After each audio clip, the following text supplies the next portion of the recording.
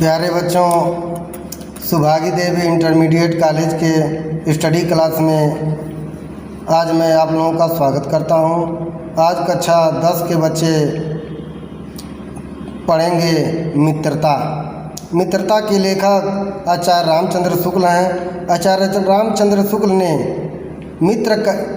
इस पाठ के माध्यम से बताया है कि हमें कैसा मित्र का चुनाव करना चाहिए, कैसे मित्र हमारे लिए लाभप्रद होते हैं, या अपने जीवन में कैसे मित्र से हम अपने जीवन को पूर्ण करेंगे, या हमारा कैसा मित्र हमारे जीवन के उद्देश्यों के पूर्ण करने में सहयोग करते हैं। इस प्रकार आप लोग आगे देखिए, एक कहानी के माध्यम से एक जगह की विषय में बता रहे हैं। इंग्लैंड का एक विद्वान को युवावस्था में राज दरबारियों में जगह नहीं मिली। ये बता रहे हैं कि इंग्लैंड का एक विद्वान था, वो जब युवावस्था में था तो इंग्लैंड के राज दरबार में अपना जगह बनाने गया, अर्थात राज दरबार में अपने लिए नौकरी मांगने गया, तो उसे वहाँ राज दरबार में जगह नहीं मिली, अर्थात उसको राज दरबार में नहीं रखा गया। अर्थात इंग्लैंड के राजा ने उसे अपने राज दरबार में नहीं रखा। इस पर जिंदगी भर वह अपने भाग्य को सराहता रहा। तो इसे वो अपने को कोस नहीं रहा था, बल्कि वो सराहने लगा। बहुत अच्छा हुआ, भाग्य को सराहता रहा कि बहुत अच्छा हुआ कि इंग्लैंड के दरबार में मुझे नौकरी नहीं मिली। क्यों? क्योंकि बहुत से लोग तो इसे अपना बड़ा दुर्भाग्य समझते, पर वह अच्छी तरह जानता था कि वह बुरे लोगों की संगत में पड़ता, जो उसकी आध्यात्मिक उन्नत में बाधक होते। बहुत ऐसे लोग ऐसे होते हैं। कहने का अर्थ ये है, वह बहुत अगर उसके जगह पर कोई और होता तो अपने दुर्भाग्य समझते और ये कहते कि मुझे राज दरबार में जगह नहीं मिली। लेकिन वो क्या किया, वो अपने भाग्य को सराह रहा था। वो जानता था कि इस राज दरबार में बहुत बुरे लोग हैं और उन लोगों के साथ रहकर वह भी बुरा बन जाता, अर्थात वह राज दरबार में बुरे लोगों के संगत में पड़ जाता। इसलिए वह उसके उन्नत में बाधक होते, क्योंकि बुरे लोग किसी के जीवन के उन्नत में बाधक होते हैं, न कि साधक। इसलिए वह अपने को बहुत ही भाग्यशाली समझ रहा था। बहुत से लोग ऐसे होते हैं जिनके घड़ी भर के साथ से भी बुद्धि भ्रष्ट हो जाती है। लेखक ये कहना चाह रहा है, बहुत ऐसे लोग होते हैं जिनके साथ अगर थोड़े भी समय उनके साथ रहें तो आपकी बुद्धि भ्रष्ट हो जाएगी, क्योंकि उतने ही बीच में ऐसी बातें कही जाती हैं जो कानों में ना पड़नी चाहिए। क्योंकि थोड़े समय में लोग ऐसी बातें कर जाते हैं, ऐसी अश्लील बातें करने लगते हैं, ऐसे बुरी बातें करते हैं जो कानों को अच्छी भी नहीं लगती। अर्थात वो किसी के कानों में वह पढ़नी ही नहीं चाहिए। ऐसे शब्द का, ऐसे वाणी का इस्तेमाल करते हैं, चित्त पर ऐसे प्रभाव पड़ते हैं जिनसे उनकी पवित्रता का नाश होता है। और इस वाणी का चित्त पर, हृदय पर ऐसा प्रभाव पड़ता है कि उनकी पवित्रता का नाश भी होने लगता है।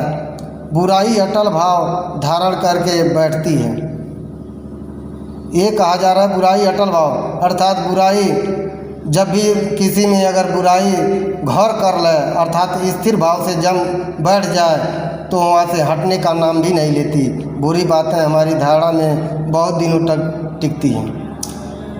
लेखक ये कहना चाह रहा है कि अच्छी बातें ज़्यादा दिन तक नहीं टिकती, लेकिन बुरी बात बहुत दिनों तक टिकी रहती है। इस बात को प्रायः सभी लोग जानते हैं कि भद्दे व फूहड़ गीत जितनी जल्दी ध्यान पर चढ़ते हैं उतनी जल्दी कोई गंभीर या अच्छी बातें नहीं। लेखक ये कहना चाह रहा है कि अगर भद्दे और फुहर गीत रहे तो सबके जुआ पर वो चलने लगती है, अर्थात सबकी जुबां उसको गुनगुनाने लगती है। लेकिन वही ठीक बात रहे तो सबके दिमाग पर नहीं चढ़ता है। इतनी जल्दी कोई गंभीर या अच्छी बातें नहीं। एक बार एक मित्र ने मुझसे कहा कि उसने लड़कपन में कहीं से एक बुरी कहावत सुन पाई थी। एक मित्र ने कहा कि उन्हें बचपन में एक कहावत सुन ली थी जिसका ध्यान वह 1,00,000 चेष्टा करता है कि न आए, बार बार आता है। उस कहावत को वह सोचता है कि हमारे दिमाग पर न अंकित हो, लेकिन बार बार उसके दिमाग पर वह अंकित होता रहता है। बार बार उसके दिमाग पर वही कहावत आती रहती है। जिन भावनाओं को हम दूर रखना चाहते हैं, जिन बातों को हम याद करना नहीं चाहते, वे बार बार हृदय में उठती है और बेधती है। लेखक ये कह रहा है कि जिन भावनाओं को हम बार बार सोचते हैं न याद आए, वही बार बार याद आती हैं और हमारे हृदय को बेधती भी हैं। अतः तुम पूरी चौकसी रखो, ऐसे लोगों को कभी साथी न बनाओ। इसलिए लेखक ये कह रहा है, इसलिए अपने जीवन को ऐसे चौकस बना कर रखो, अपने ज़िंदगी को ऐसे बांध कर रखो कि उन लोगों से दूर रहो जो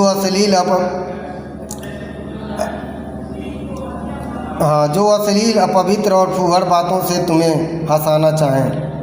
बहुत लोग ऐसे अश्लील बातें कह के, फूहड़ बातें करके हंसी करते हैं, हंसाते हैं। ऐसे लोगों से लेखक कह रहा है आपको दूर होना चाहिए, उनसे सावधान रहें।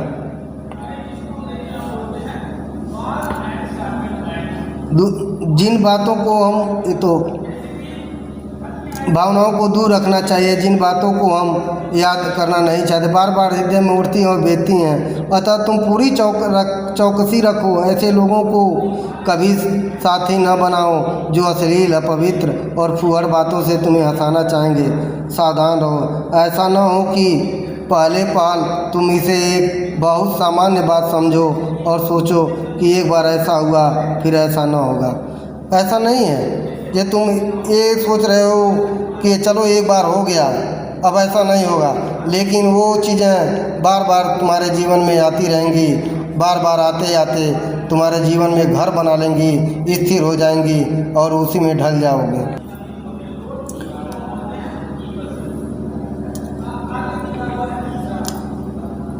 अथवा तुम्हारे चरित्र बल का ऐसा प्रभाव पड़ेगा कि ऐसी बातें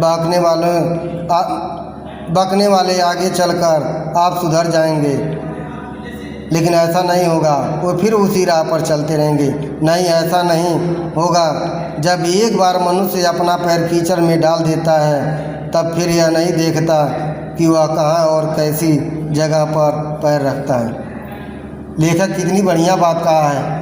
एक बार जब अपना पैर कीचड़ में डाल देंगे तो आपका पैर कीचड़ से युक्त हो जाएगा, तो आप कहीं भी पैर रखेंगे आपको कोई दिक्कत नहीं होगी। आप ये सोचेंगे आखिर तो पैर में कीचड़ लगा ही है। तो ही बात ज़िंदगी पर भी निर्भर करती है, जीवन पर भी निर्भर करती है।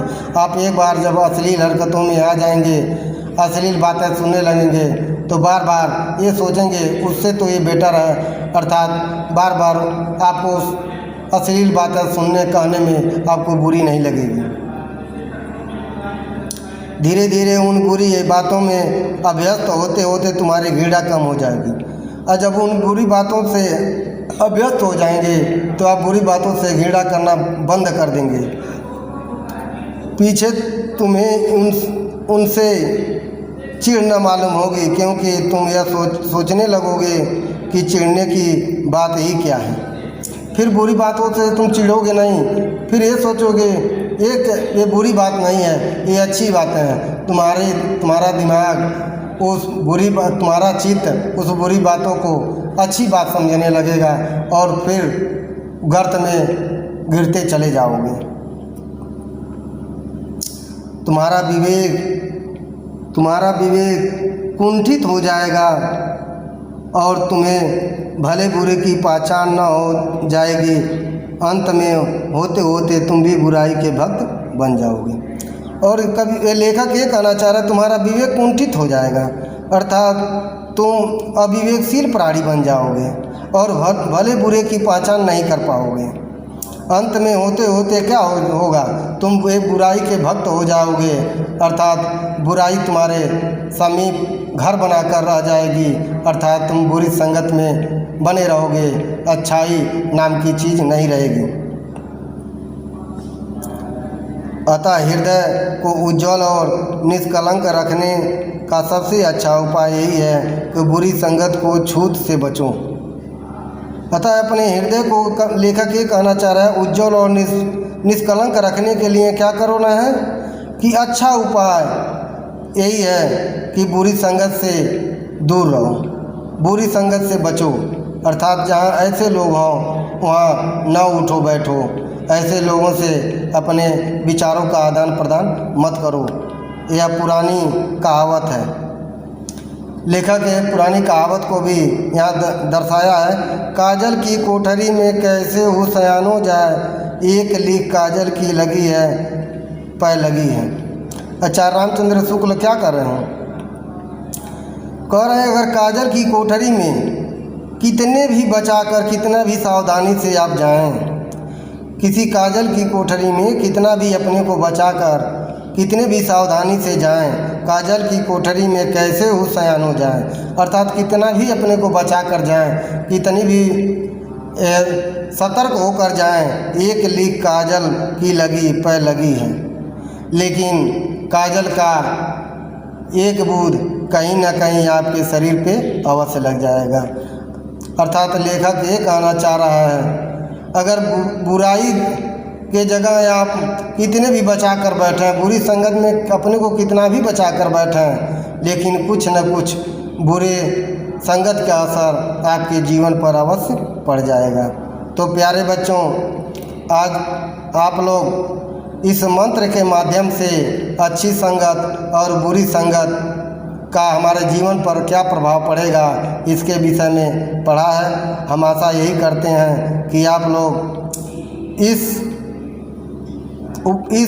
निबंध मंत्र रूपी निबंध को पढ़ने के बाद हम यही आशा रखते हैं कि आप लोग आगे अपने जीवन में अच्छे संगत में रहेंगे, अच्छे लोगों से मित्रता बनाएंगे और अच्छी अच्छी बातें करेंगे, बुरे लोगों बुरे संगत से आप दूर रहेंगे।